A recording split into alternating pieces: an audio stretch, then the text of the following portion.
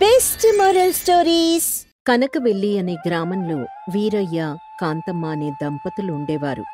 వీరిద్దరూ ఊర్లో వ్యవసాయం చేసుకుంటూ, రోజూ కూలీ చేసుకుంటూ, కష్టపడి జీవితాన్ని నెట్టుకుంటూ వచ్చేవారు. వాళ్ళబ్బాయి గోపిని మంచిగా చదివించాలి అనేదే వాళ్ల కోరిక. ఓ రోజు, కాంతం, కాంతం, భోజనం సిద్ధం చేశావా? త్వరగా బయలుదేరితే పనికి వెళ్దాం. అబ్బబ్బా, ఏంటండి రోజూ హడావిడి? మరి పనికి వెళ్ళాలి కదీ. ఏంటోనండి, మన జీవితం రోజూ పనికి వెళ్లడం, కాయ కష్టం చేసుకోడానికే సరిపోతోంది. మరి మనకి ఉన్న బాధ్యతలకి రోజు కష్టపడక తప్పదు కాంతం. ఇంకెంతకాలమండి ఇలా? నాకు జీవితం మీద విరక్తొచ్చేస్తోంది. అలా అంటే ఎలానే? ఎవరికోసం మనం కష్టపడేది? మన కొడుకు కోసమే కదా. అదేనండి, వాడి కోసమే ఓపిక చేసుకొనొస్తున్నాను. వాడి చదువు కాస్తా అయిపోతే వాడే మనల్ని చూసుకుంటాడు. మరేం పర్లేదులే గాని పద పద వెళ్దాం అని హడావిడిగా పనులకు వెళ్ళిపోతూ ఉంటారు. కాని ఇటు గోపి చూస్తే కళాశాలకు వెళ్లకుండా చెడు సావాసాలకు దగ్గరవుతాడు. ఓ రోజు ఓ టీ కొట్లో వీరయ్య స్నేహితుడు సూరి, రే గోపి, నువ్వీ సమయంలో ఇక్కడేం చేస్తున్నావురా? అది మామా, అది ఊరికే అలా టీ తాగడానికొచ్చాం మామా. మధ్యాహ్నం 2 గంటలకు టీ ఏంట్రా? నువ్వసలు ఈరోజు కాలేజ్కి వెళ్ళావా లేదా? అసలు వెళ్ళాను మామా, వెళ్ళాను. ఇంతలో గోపి స్నేహితుడు రాము అక్కడికొస్తాడు. రే గోపి, భలే తప్పించుకుని వచ్చేశాం కదా కాలేజ్ నుంచి. రే నోరు మొయ్యి నువ్వు. రే గోపి, నిజం చెప్పు, ఏం చేస్తున్నారు మీరు? లేదంటే మీకు నా చేతిలో మామూలుగా ఉండదు. మామా, అది ఇక్కడ పేకాట. అర్థమైందిరా, బాగా అర్థమైంది. మీ అమ్మా నాన్న నీ మీద ఎన్ని ఆశలు పెట్టుకున్నారో తెలుసా? వాళ్ళు నీకోసం ఎంత కష్టపడుతున్నారో తెలుసా అసలు? అని గోపిని మందలిస్తూ ఉంటాడు. గోపి, అతని స్నేహితుడు మౌనంగా ఉండిపోతారు. ఏంట్రా అస్సలు మాట్లాడవు? నేను చెప్పేది అర్థమవుతోందా లేదా నీకు? మామా, మమ్మల్ని క్షమించు మామా, ఇంకెప్పుడు ఇలా చెయ్యం. ఇంకోసారి నాకు కానీ మీరు బయట కనిపించారో తోట తీస్తాను అని వారిని మందలించి ఇంటికి పంపించేస్తాడు. ఇక ఇంట్లో కాంతమ్మ, వీరయ్య ఓ రోజు భోజనం సమయంలో గోపితో, రే గోపి, చదువెలా సాగుతోంది? అంతా బాగానే ఉందా? బాగానే ఉంది నాన్న. డబ్బులేవైనా అవసరం ఉంటే అడుగు. అలా అని వాటిని వృధా చేశావో? కాంతం, నువ్వు ఆగు. ఎదిగే పిల్లాడు, ఖర్చులుంటాయి, స్నేహితులుంటారు. వాళ్ల ముందు మనవాడు చిన్నబుచ్చుకోకూడదు కదా. అది కాదండి, ఈ వయస్సు అలాంటిది కదా. రే గోపి, నీ మంచి కోసమే చెప్తున్నాను, జాగ్రత్తగా ఉండు. మేమెంత కష్టపడినా నీకోసమే కదా. అమ్మా, నాన్న, నన్ను క్షమించండి. పిచ్చోడా, క్షమాపణ దేనికిరా? నేను బాగా చదువుకొని మీకెలాంటి కష్టం రాకుండా చూసుకుంటాను నాన్నా. ఈ మాట చాలేరా. ఇంకెన్నాళ్లుంది నీ చదువు? ఇంకో 3 ఏళ్లుంది నాన్నా. ఇంకా 3 ఏళ్లా? సరే సరే కాంతం, అబ్బాయికి కొంచెం చారుపోయి అన్నం వడ్డించు అని సంభాషణని మార్చేస్తాడు వీరయ్య. రోజులు గడుస్తూ ఉంటాయి. వారి కష్టం రోజురోజుకు పెరుగుతూ ఉంటుంది.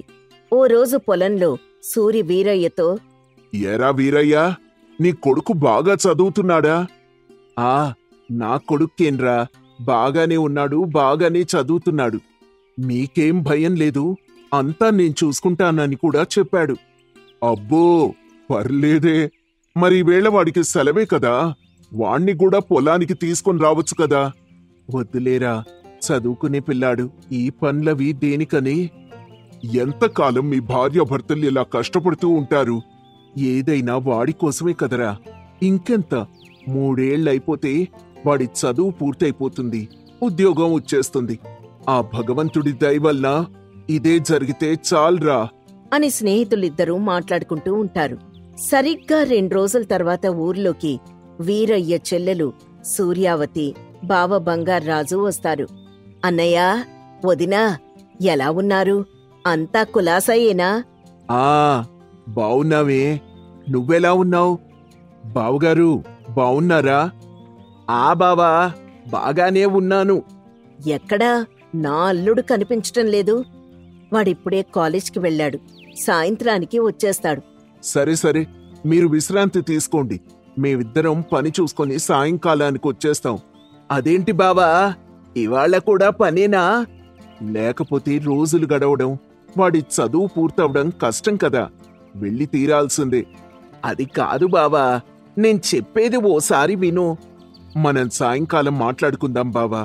వెళ్ళొస్తాం అని చెప్పి వీరయ్య, కాంతమ్మ ఇద్దరూ వెళ్ళిపోతారు.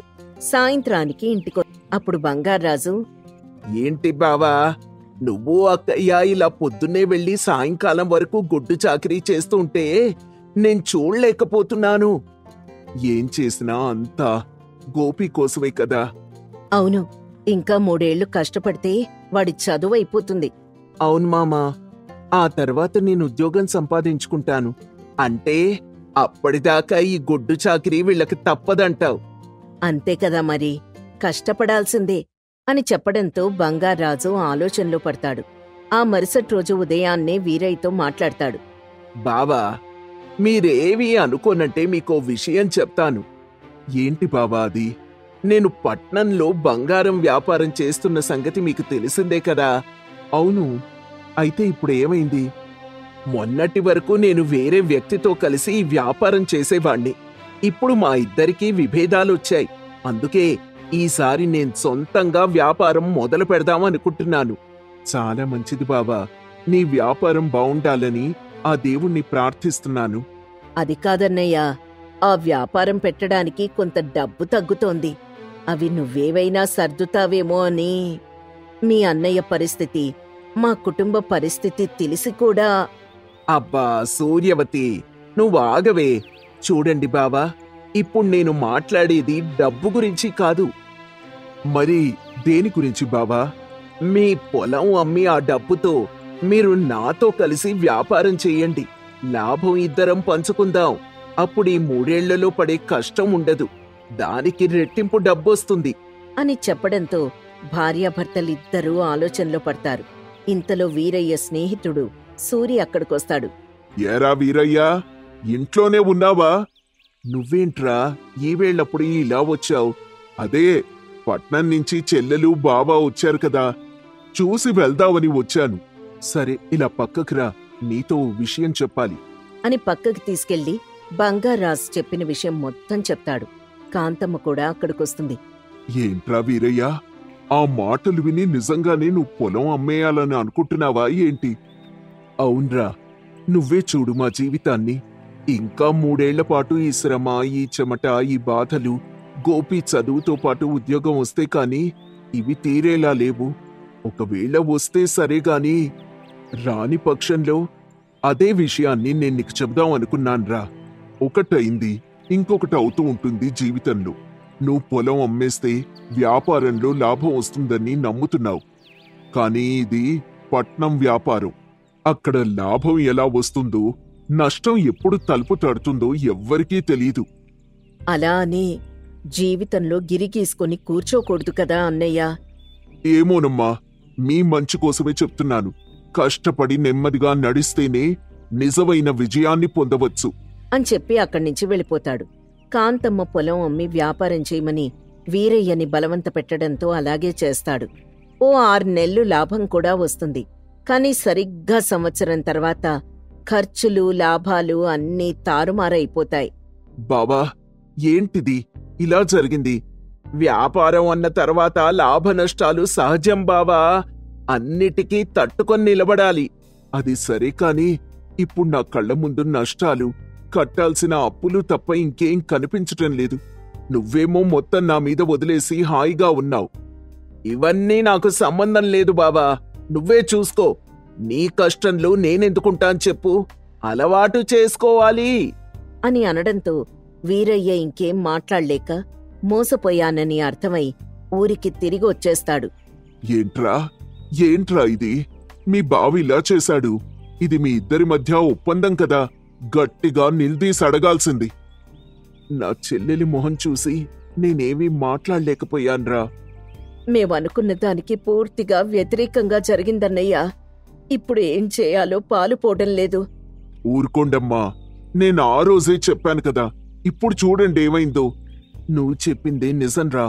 ఆ రోజు ఆవేశంలో తప్పు చేశాం. నేను కాంతమ్మ మళ్ళీ పొలం పనిలో పడతాం. మా గోపిని మెల్లగా కష్టంతోనే చదివిస్తాం. వెళ్ళే ఈ దారిని బలపరుచుకుంటూ వెళ్తాం.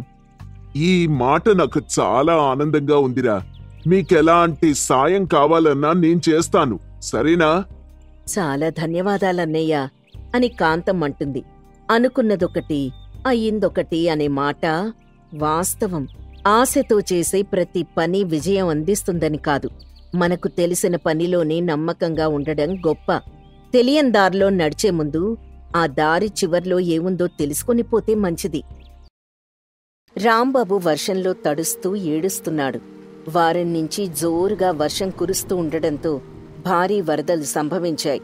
ఆ వరదల వల్ల ఊరంతా ఎక్కడ కొట్టుకుపోతుందో అని భయంతో జనాలంతా తమ తమ ఇళ్లను ఖాళీ చేసి వలస వెళ్ళిపోతున్నారు. అది చూసి రాంబాబు కన్నీళ్లు పెట్టుకుంటున్నాడు. ఇంతలో రాంబాబు తల్లి వసుంధర వచ్చి, అలా ఎంతసేపని వర్షంలో తడుస్తావురా? అందరూ వెళ్ళిపోతున్నారు కదా, మనం కూడా వెళ్ళిపోదాం పదా. లేకుంటే ప్రాణాలు దక్కేలా లేవు. అయినా ఈ ఊర్లో ఉంటే మనకేం వస్తుంది చెప్పు? బతకడానికి ఇక్కడ పనిలేదు, ఇక తినడానికి తిండెక్కడొస్తుంది? నేను బట్టలు సర్దుతున్నాను, త్వరగా వచ్చేసేయ్. అమ్మా, వాళ్లలాగే మనము చేస్తే ఎలాగమ్మా? చిన్నప్పటినుంచి పుట్టి పెరిగిన ఊరు ఇలా వదిలి వెళ్ళిపోతే ఎలాగమ్మా? మరేం చేయమంటావురా? ప్రతిసారి వరదలు వస్తున్నాయి, చాలా మంది చనిపోతున్నారు. అయినా మనమేం ఊర్ని వదిలిపెట్టి వెళ్లడం లేదు. కొన్ని రోజు బయట ఊర్లకు వెళ్లి తలదాచుకుంటున్నామంతే. ఈ వర్షాలు వరదలు తగ్గాక కొన్నాళ్లకి మళ్లీ వద్దాం. ఇప్పుడైతే నడు, పద. నువ్వెంత చెప్పినా నా మనసు ఒప్పుకోవడం లేదమ్మా. ఇక్కడే ఉండాలని చెప్తోంది. రాంబాబలా అనడంతో వసుంధర కోపంగా అక్కడ్నుంచి వెళ్ళిపోతుంది. ఇంట్లోకి వెళ్లి చకచకా బట్టలు సర్దుతుంది. అన్నింటినీ ఒక సంచిలో వేసుకుని రాంబాబు దగ్గరికి వెళ్తుంది. రాంబాబు చేయి పట్టుకుని లాక్కుంటూ అక్కడ్నుంచి తీసుకెళ్తుంది. ఊర్ని వదిలిపెట్టి వెళ్తూ ఉంటే రాంబాబుకు ఏడుపు తన్నుకొస్తూ ఉంటుంది. వసుంధర వెనకాలే నడుస్తూ ముందుకు వెళ్తాడు. అలా 2 రోజుల తర్వాత ఒక చిన్న గ్రామానికి చేరుకుంటారు. ఈ గ్రామం చూడు ఎంత బావుందో, ఇక్కడ మనం హాయిగా ఉండొచ్చు. అమ్మా, అక్కడ ఏదో రాసిపెట్టుంది, ఉండు, నేను వెళ్ళి చదువుతాను అంటూ రాంబాబు కాస్త ముందుకెళ్లి అక్కడున్న హెచ్చరికని చదువుతాడు. అందులో, ఇతరులు ఈ ఊర్లోకి ప్రవేశించడానికి వీల్లేదు. అలా కాదని ఎవరైనా ఊర్లోకొస్తే వారి ప్రాణాలు తీస్తాం, జాగ్రత్త. అలా రాంబాబు ఆ హెచ్చరిక చదివి వినిపిస్తాడు. చదివాక వసుంధర ఆశ్చర్యపోతుంది. ఏంటమ్మా ఇది? ఊర్లోకొస్తే చంపేస్తామని అంటారేంటి? అలా చేయడం తప్పు కదమ్మా. ఆ ఊర్లో ఇదివరకు ఏదైనా జరిగుంటుందిరా, లేకుంటే వాళ్ళలా ఎందుకు పెడతారు చెప్పు? వచ్చే వెళ్ళిపోదాం, ఇక్కడుండటం అంత మంచిది కాదు. అలా మరోసారి తన కొడుకుని ఆ ఊర్నించి తీసుకెళ్తుంది వసుంధర. ఇక అలా వెళ్తూ వెళ్తూ చాలా దూరం ప్రయాణిస్తారు. అలా వెళ్తూ ఉండగా వారికొక అందమైన ఊరు కనిపిస్తుంది. ఆ ఊర్లోకి వెళ్దాం పదరా, హెచ్చరికలు కూడా ఏవీ లేవు, వెళ్దాం పదా. చుట్టూ పచ్చని పొలాలతో మెరిసిపోతోందా ఊరు. ఇక లోపల ఎలా ఉంటుందో చూద్దాం పదా. అమ్మా, నేను ముందే చెప్తున్నానమ్మా, ఆ ఊర్లో ఎవరైనా అగౌరవంగా మాట్లాడారంటే నేను ఊరుకోను, వారిని చితక్కొట్టేస్తాను. ఆ సమయంలో నువ్వు నాకు అస్సలు అడ్డు రావద్దు చెప్తున్నా. అబ్బబ్బా, ముందు పదరా, వెళ్ళి చూద్దాం. ఎప్పుడు నీ గొడవల ధ్యాసేనా అంటూ తన కొడుకుతో పాటు ఆ ఊర్లోకి అడుగు పెడుతుంది వసుంధర. ఊర్లోకి వెళ్ళగాని అక్కడున్న ఇళ్లను, మనుషుల్ను చూసి ఆశ్చర్యపోతారు. అమ్మా, ఏంటమ్మా ఈ పల్లెటూరు ఇంత బావుంది? చాలా కొత్తగా ఉంది కదా? అవునరా, నాక్కూడా చాలా కొత్తగా కనిపిస్తోంది. రాంబాబు వసుంధర్లు అలా ఊర్ని చూసి మాట్లాడుకుంటూ ఉండగా అక్కడికి ఆ ఊరి పెద్ద మనిషి రాఘవయ్య వస్తాడు. చాలా దూరం నుంచి వస్తున్నట్టున్నారు. మీరు రావడం మాకు చాలా సంతోషంగా ఉందమ్మా. విశ్రాంతి తీసుకోవాలంటే అదిగో ఆ ప్రదేశానికి వెళ్ళండి, నేను భోజనం ఏర్పాట్లు చేస్తాను.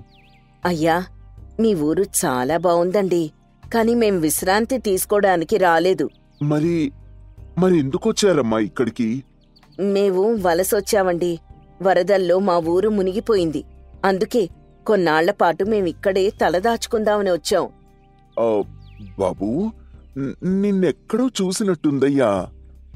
నన్నెప్పుడు చూసుండరండి మీరు, ఎందుకంటే నేను మా ఊరు దాటి బయటికే రాను కదా. లేదు బాబూ, నిన్ను చాలా దగ్గర నుంచి చూశాను.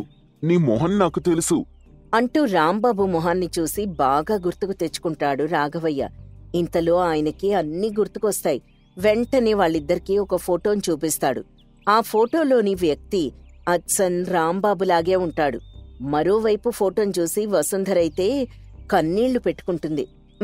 ఇందులో ఉన్నది మా ఆయనండి, నా భర్త గంగాధరం. ఆయన ఫోటోనే ఇది. ఏంటమ్మా నువ్వనేది? నాన్న ఫోటో ఇక్కడెందుకుంది? నాన్న అప్పటి వరదల్లో చిక్కుకొని చనిపోయాడన్నావు కదా. అవునరా, ఇప్పట్లాగే అప్పుడు కూడా వరదలు సంభవించాయి. మీ నాన్న ఆ వరదల్లో కొట్టుకునిపోయారు. ఆ తర్వాత ఇంటికి రాలేదు. అందరం చనిపోయారని అనుకున్నాము. నాన్న చనిపోయినప్పుడు నా వయసు 10 ఏళ్ళు. ఇంకా నాన్న మొహాన్ని నేను మర్చిపోలేదు. ఇప్పుడు ఇక్కడ ఆయన ఫోటోను చూస్తుంటే నాకు చాలా ఆశ్చర్యంగా ఉంది. రాంబాబు వసుంధరలను చూసి రాఘవయ్య చాలా సంతోషిస్తాడు. నాకు తెలుసు, ఎప్పటికైనా నువ్విక్కడికి వస్తావని మీ నాన్న నాకు ముందే చెప్పాడు. ఆ వరదల్లో చిక్కుకున్న మీ నాన్న నది ఒడ్డున పడుంటే ఇక్కడికి తీసుకొచ్చాం. అప్పట్లో మాక్కూడా వరదల వల్ల చాలా నష్టం జరుగుతూ ఉండేది. వర్షం పడితే చాలు చెరువులు నిండి వరదలు ముంచెత్తేవి. మేం కూడా అలాంటి సమస్యతోనే ఉన్నప్పుడు మీ నాన్న ఈ ఊర్లోకొచ్చాడు. అయితే గతాన్ని మర్చిపోయి వచ్చాడు. ఏంటి, నాన్నకి గతం గుర్తుకు రాలేదా? అవును, కాని మీ నాన్న తెలివితేటలు ఈ పల్లెటూర్ని మార్చేశాయి. ఈ ఊరి కోసం చాలా చేశాడు మీ నాన్న. ఈ ఊర్లోని ఇళ్లను, ఇక్కడి పరికరాలను చూస్తుంటే ఇప్పటికే మీకు అర్థమైపోయి ఉండాలి. ఇవన్నీ ఆయనే చేశాడా? అవునమ్మా, అదిగో చూడండి. వరద నీరు ఊర్లోకి రాకుండా ఊరి చుట్టూ కంకర్రాళ్లు, ఎర్రమట్టిని వేసి ఎక్కడి నీళ్లక్కడే ఇంకిపోయేలా చేశాడు. చెరువులోని నీటితో కరెంటు ఉత్పత్తి అయ్యేలా చేశాడు. రాఘవయ్య అలా గొప్పగా చెప్తూ ఉంటే వసుంధర, రాంబాబులు పొంగిపోతారు. ఇంతలో వర్షం ఎక్కువవుతుంది. వర్షం ఎక్కువ అవడం వల్ల రాఘవయ్య వారిని ఇంట్లోకి ఆ ఇంట్లో ఉన్న ప్రత్యేకమైన గ్యాస్ని చూసి ఆశ్చర్యపోతుంది వసుంధర. ఏంటమ్మా అలా చూస్తున్నావు? అది కూడా మీ ఆయనే చేశాడు. పశువుల పేడతో గ్యాస్ను ఉత్పత్తి చేసి అందరిళ్లలో వంటలు చేసుకునేలా చేశాడు. దానివల్ల కాలుష్యం కూడా ఉండదు, డబ్బులు కూడా ఖర్చవ్వవు. మరి వర్షం కురిస్తే మీ పంట పొలాంకేం ఇబ్బంది ఉండదా?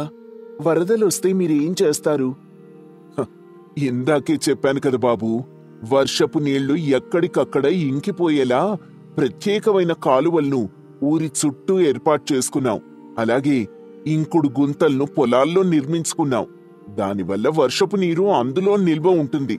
దాన్ని వ్యవసాయానికి వాడుకుంటూ ఉంటాం. మరి ఊరందరూ బతకడానికి పనులున్నాయా ఇక్కడ? మాకు పనులెందుకు బాబూ, ప్రతి ఒక్కరం ఒక్కో పంటను పండిస్తాం. అందరూ ఒక్క పంటను పండిస్తే లాభం ఉండదు కదా. ఒక్కొక్కరు ఒక్కో రకం పంటలు వేస్తాం. పంటలు చేతికొచ్చాక ఒకరికొకరం ఇచ్చిపుచ్చుకుంటాం. దానివల్ల బయటకు వెళ్లి కూరగాయలు కొనాల్సిన పని ఉండదు. ఊర్లో ఉన్న అందరికీ అన్ని రకాల పంటలు అందుతాయి. వాటితో వంటలు చేసుకొని తింటాం. ఇది కూడా మీ నాన్న నేర్పిందే. మా నాన్న గురించి వింటుంటే నాకు చాలా ఆనందంగా ఉందండి. ఒకవేళ కరువు వస్తే ఏం చేస్తారు? కరువు వచ్చినా మేమేం భయపడం బాబూ. ఎందుకంటే ప్రతి పంట చేతికొచ్చాక కొంత భాగాన్ని దాచిపెడతాం. అలా దాచిన పంటలను కరువు వస్తే వాడుకుంటాం. అందరి ఇళ్ల కింద భూగర్భంలో ప్రత్యేకమైన గదులున్నాయి. వాటిలో ఆ పంటల్ని దాచుతాం. అవసరానికి కావలసినంత తీసుకుంటాం, వాడుకుంటాం. ఆహా, ఈ పల్లెటూరు ఎంత తెలివిగా బతుకుతోంది. ఇదంతా నా భర్త వల్లే అని తెలిసాక నాకెక్కడ్లేని సంతోషం వేస్తోంది. చాలా గర్వంగా కూడా ఉంది. అంతేకాదమ్మా, ప్రతి ఒక్కరం పూల మొక్కల్ని పెంచుతున్నాం. ఆ పూలని పట్నానికి తీసుకెళ్లి అమ్మేస్తాం. వచ్చిన డబ్బుల్ని తీసుకొచ్చి అందరం సమానంగా పంచుకుంటాం. అందుకే మా ఊరు ఇంత బావుంది. అద్దిరిపోయేలా ఉందండి. ఈ పల్లెటూరి మనుషుల ఆలోచనలు వింటుంటే నాకు చాలా సంతోషంగా, ఆశ్చర్యంగా ఉంది. ప్రతి ఊరు ఇలా చేస్తే ఆ ఊరి ప్రజలంతా దేనికే ఇబ్బంది పడరు. అమ్మా, మనం కూడా ఇక మన ఊరికి బయలుదేరదామమ్మా. ఇక్కడ చేసినట్టే మన ఊర్లో కూడా చేద్దాం. అలాగేరా, మీ నాన్నగారి ఆలోచనలతో మన ఊరిని బాగు చేస్తానంటే నేనెందుకు కాదంటాను. పద, ఆ పని చేశావంటే అందరూ సంతోషిస్తారు. ఆగండమ్మా, అక్కడ ఇంకా వరద ప్రవాహం అలానే ఉంటుంది. మీరిప్పుడు వెళ్లడం అంత మంచిది కాదు. రేపు ఉదయాన్నే వెళ్ళండి. వర్షం కూడా తగ్గుతూ ఉంది కదా. ఇప్పటికిక్కడే ఉండండి. అలాగేనండి, అలాగే ఉంటాం. ఒకసారి ఈ ఊరంతా చుట్టి వస్తాను. అలాగే బాబూ. వెళ్ళిరా. అలా రాంబాబు ఆ ఊరంతా తిరుగుతాడు. రాఘవయ్య చెప్పినట్టుగానే అందరూ వాళ్ల ఇళ్లల్లో చేస్తూ ఉంటారు. అది చూసి రాంబాబుకి చాలా సంతోషమేస్తుంది. ఇక్కడ చేస్తున్నవన్నీ మా ఊర్లో కూడా చేస్తాను. మా ఊరి వాళ్ళు కూడా ఇకపై దర్జాగా వాళ్ల ఇళ్లల్లో ఉండొచ్చు. ఈ వర్షాలకు, వరదలకు భయపడాల్సిన పనిలేదు. నాన్నగారు ఇదంతా చేశారంటే నాకు చాలా సంతోషంగా ఉంది. ఇప్పుడు మా ఊర్లో నేనివన్నీ చేసి రాబోయే తరాలకు ఆదర్శంగా నిలుస్తాను.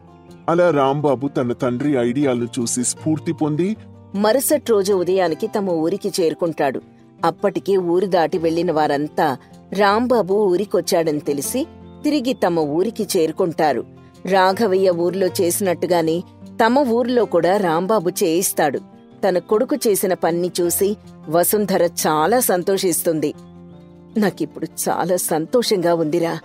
మీ నాన్నగారి స్ఫూర్తితో నువ్వు మన ఊరిని బాగు చేశావు. తరతరాలుగా భయపడుతున్న సమస్యను తరిమి కొట్టావు.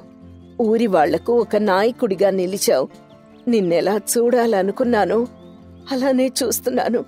నాకు చాలా సంతోషంగా ఉంది. అమ్మా, ఆ ఊరి నుంచి వచ్చేటప్పుడు నేను నాన్న సమాధి దగ్గరికి వెళ్ళాను.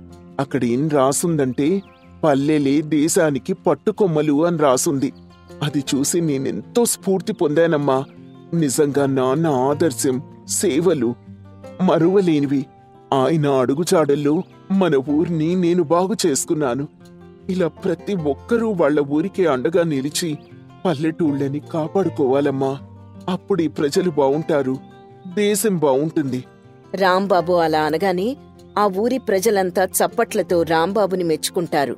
ఇక ఆ తర్వాత రాంబాబు ప్రతి పల్లెటూరికి వెళ్లి ఆ ఊర్ని బాగుచేసే పని చేస్తూ ఉంటాడు. వరదల వల్ల, వర్షాల వల్ల, కరువు వల్ల, పంటలు పండకపోవడం వల్ల పల్లెటూళ్లు నాశనం కాకుండా ఏ ఏ జాగ్రత్తలు తీసుకోవాలో అందరికీ చెప్తాడు. ప్రతి ఊరికి వెళ్లి పల్లెటూళ్లను కాపాడుకునే అవకాశాల గురించి చెప్తాడు.